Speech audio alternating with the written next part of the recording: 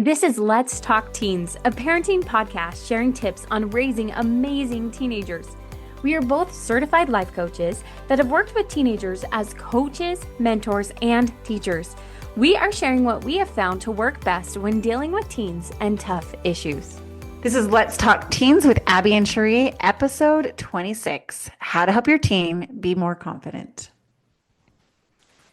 Now, I have yet to speak to a group of young women or interact with teenagers and not have them mention that confidence is something that they wish they had more of, right? If you ever ask a group of teens, like, oh, if you could be better at one thing, what would it be? Like, confidence always bubbles to the top. I have a lot of parents that say, oh, I just wish my teen was more confident. They just need more belief in themselves. And so I thought, well, let's talk about it because confidence is a multifaceted aspect of our life. And so there's no one size fits all. But I did hear a recent story that to me, I was like, oh my goodness, that to me is confidence. And it's really helped me remember how to channel my own confidence. So this story comes from this therapist. And she said she was sitting in college and she's not a therapist at this point, right? She's a 20-something-year-old and she's in this class with this professor lecturing.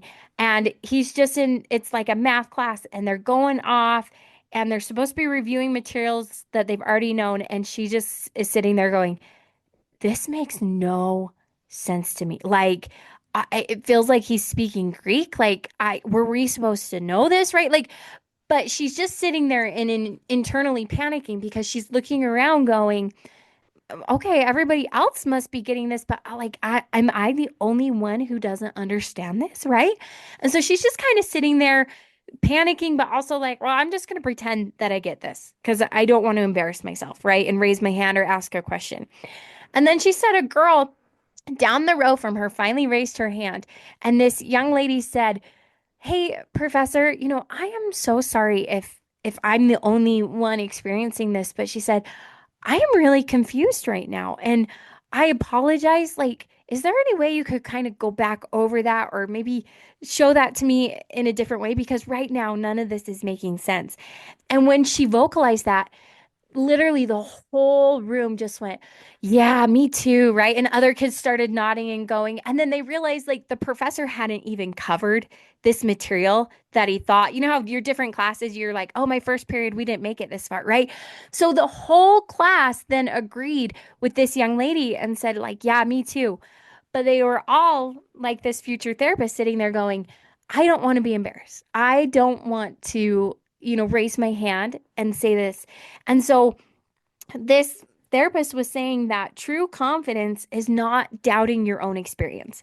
To be willing, like that young lady, to raise your hand and say, I'm confused here. Is anybody else, right? And being willing to own your life experience. And for me, that's been really eye-opening because I can't tell you how many times, Cheree, I'm sitting there going, huh, like I'm either confused about this or does anybody else feel awkward or why do I feel this way, right? And then realizing later I wasn't alone in that, right? And I needed to have my own confidence to trust my experience. And so I have found that when I look at confidence that way, of realizing, okay, to me, a mark of confidence is that I don't doubt my own experience, that I'm willing to raise my hand and ask questions. I'm willing to say, hey, would you repeat that? Or, oh, wait, I might not be understanding that. It's really helped me grow because without that perspective, sometimes I think we go, just say affirmations to yourself. And guess what? I'm the biggest fan of affirmations, right? But I think we think there's little tricks we can do when instead we really have to start with this foundational base of I'm going to take the confidence to know that what I'm experiencing is valid. And it doesn't have to match other people's, but I'm worthy of voicing my own opinion, of bringing up questions because I trust the experience that I'm having right now. One of my favorite definitions of self-confidence is being able to feel any emotion without it permanently harming us. And as you're talking, I just keep thinking about that. It's that girl saying, hey, I'm confused. Like I'm struggling here to understand what you're talking about to the professor, even though it probably did feel embarrassing and it did probably feel awkward and all the emotions came up. But her self-confidence was, I can feel this emotion and it's not going to permanently harm me. And so I'm going to show up for myself in a really big way, even with all the emotions. And if we really stop and think about that, self-confidence really is being able to feel any emotion without it permanently harming me or believing it's going to permanently harm me. I'm not letting the emotion get in the way of showing up for myself in a big, big way. So I think how do you take this parents, right? And how do you pass this on to your teen? I think we've got to model this, right? We've got to be the one that raises our hand and says, "Oh wait, hey, would you repeat that?" Or being the one in class or church that raises their hand and says, "Oh yeah, I have a comment, something to add," right? Because we're going to model for them what having confidence and valuing your input, your emotions feels like. Because Cheree, as you were talking and saying like, knowing that those emotions aren't going to harm us, I thought back to being a teen and feeling like any wrong social move was going to harm me, right? Mhm. Like emotionally, like I might be emotionally, socially dead in the water if I date this person or if I am nice or am I not part of this friend group, right? So your teen feels probably just the opposite, that they're under this microscope and any wrong move is going to end them just like dead in the water. And so helping them, maybe talking them through it, but helping them realize, guess what? Every single teen in this whole world feels the same way that you do. I had a fun experience. I actually went to dinner with one of my high school friends, and we hadn't seen each other in 10 plus years. And it was actually so healing, might be the right word for it, to go and to talk. I mean, we had all these really fabulous experiences together. We were really good friends, but to talk about and be like, I felt so self-conscious about this. And she was like, oh, me too. Or, oh, I just felt like, this group of friends, I wanted to be friends with them so bad and it just wasn't happening for me. And I was like, me too. Right. And so, you don't have to wait to be an adult to have those Me Too moments, right?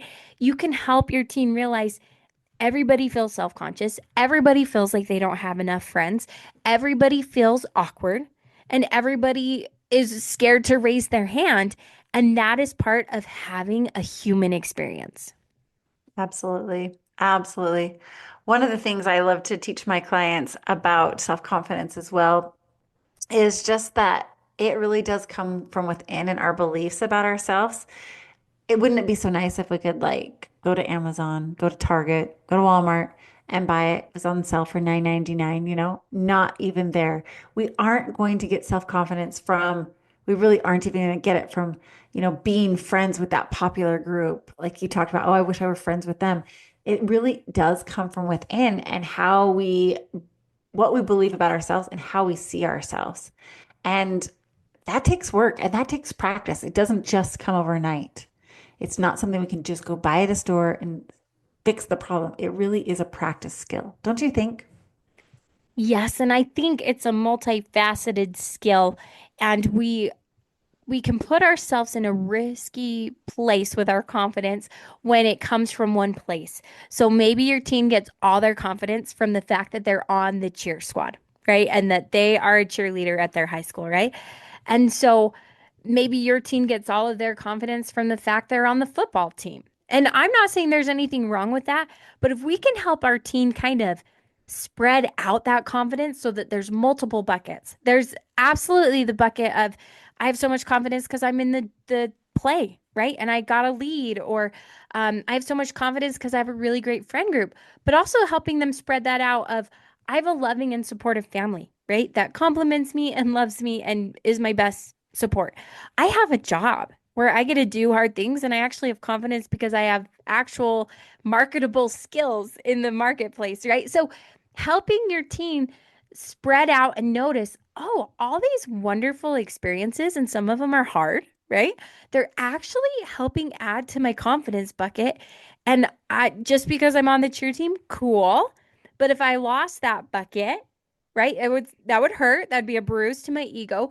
But I also have other buckets that I get my confidence from. And maybe it's my belief that I'm a son or daughter of God, and maybe it's my pull of my family that I know we have each other, right? So helping your teen kind of spread out that confidence and have lots of life experience can also boost. And also just remembering that really our, like, whether people like us or not, we can still like ourselves, right? Knowing that what other people think of us doesn't create our self-confidence. It's like I'm going to spread this out with all these different things, but ultimately, what do I think about myself? Mm. And I guess the last thought I'll kind of leave you with is this idea that our confidence is a living, breathing thing and it grows up with us.